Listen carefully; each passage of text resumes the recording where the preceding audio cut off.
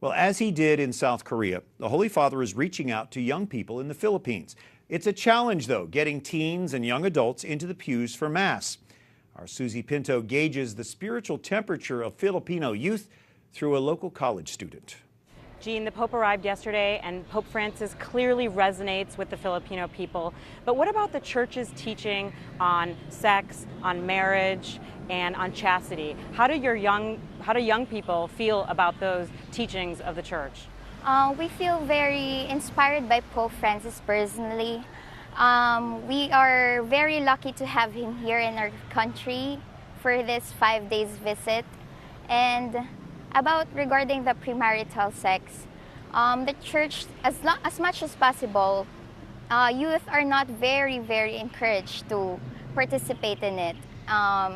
And that's why we have programs here in the Church that involves the youth and the children to hone their skills and then show their talents and show their very own productivity so that they can engage into different participations in the community. And Jean, the West is a big influence here in the Philippines. American television, films. Is that secular culture really attractive to young Filipino people? From the church youth perspective, it is not very attractable or temptive. We focus on the Church's teaching, and we are the ones who learn from it. Not because we watch it, not because we will do it, but we watch it so that we won't commit the same mistake.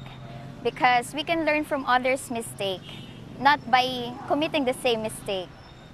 And you're part of the non-official security. You're going to be helping with the human barricade as the Pope rides in the jeepney and the Pope mobile through the streets of Manila. How do you feel seeing the Pope arrive and being part of his non-official security staff these days?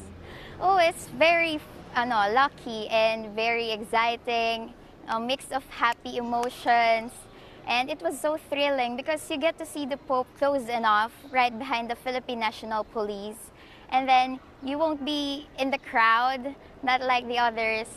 And then there will still be the government officials, like the barangay officials behind us, so that we won't be too crowded. And then it's very fortunate and so fulfilling as a Catholic that you get to see the Pope in our country. Well, thank you, Jean, for taking time to talk to us today. Thank you. Susie Pinto on our team there in the Philippines doing a great job. Thank you. Pope Francis visits Santo Tomas University this weekend for a youth rally. Classes at the college, the Catholic University, have been canceled for a couple of days for the visit. Our EWTN News Nightly team visited the Colonial campus, taking our own straw poll of students.